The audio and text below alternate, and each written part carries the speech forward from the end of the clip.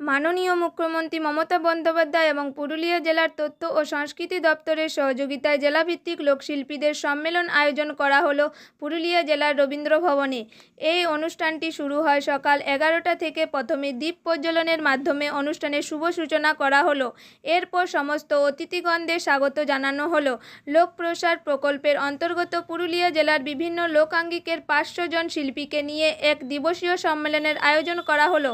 এই অনুষ্ঠানে উপস্থিত ছিলেন বন ও ভূমি সংস্কার স্থায়ী সমিতির কর্মাধ্যক্ষ জয়মল ভট্টাচার্য, মৎস্য ও প্রাণী সম্পদ বিকাশ স্থায়ী সমিতি কর্মাধ্যক্ষ সুমিত্রা সিংহ মল্ল, পুরুলিয়া জেলা পরিষদের কমেন্টার সহদেব মাহাতো, পূর্ত কাজ ও পরিবহন স্থায়ী সমিতি কর্মাধ্যক্ষ হংসস্তর মাহাতো, রোগী কল্যাণ সমিতির সদস্য শান্তিরাম মাহাতো, নারী উন্নয়ন ও ত্রাণ স্থায়ী সমিতির কর্মাধ্যক্ষ শিবানী মাহাতো, পুরুলিয়া জেলা পরিষদের সভাধিপতি নিবেদিতা মাহাতো, তৃণমূল কংগ্রেসের এসটি সেলের সভাপতি কলেন্দ্রনাথ মান্ডি, শিক্ষা সংস্কৃতি ও ক্রিয়া স্থায়ী সমিতির কর্মাধ্যক্ষ সমরজিৎ মাহাতো, পশ্চিমবঙ্গ আদিবাসী ভূমিজ মুন্ডা কল্যাণ সমিতির ভাইস চেয়ারম্যান রামপদ সিং সর্দার এবং পুরুলিয়া মিউনিসিপ্যালিটি চেয়ারম্যান নবেন্দু মাহালি সহ তথ্য সংস্কৃতি অধিকারী সিদ্ধার্থ চক্রবর্তী সহ অন্যান্য বিশিষ্ট অতিথিগণরা। পুরুলিয়া থেকে সিদ্ধার্থ সেনের রিপোর্ট, জঙ্গলমহল লাইভ।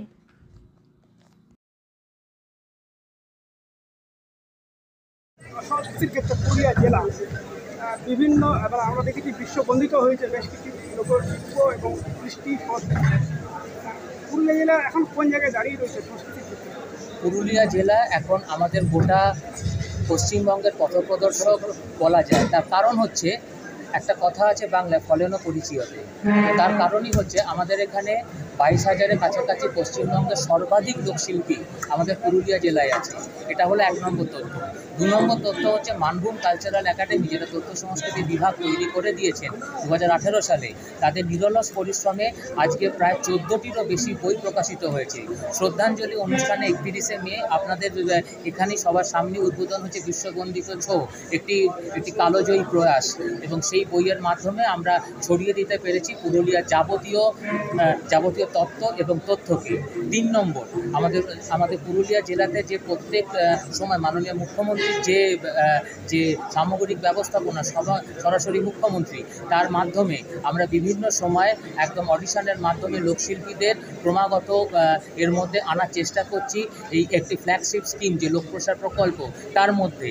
চতুর্থত, আমাদের যারা ছৌ, নাটুয়া, ঝুমুর, আদিবাসী পাতা, বাহা, লাগড়ে, দাঁসাই, যে সমস্ত লোক আঙ্গিকগুলো রয়েছে, হঠাৎ করে আমরা দেখছি, শুধুমাত্র আগে আমরা জানতাম ছৌ নাটুয়ারই অন্য জায়গাতে বেশি অনুষ্ঠান করতে যায়।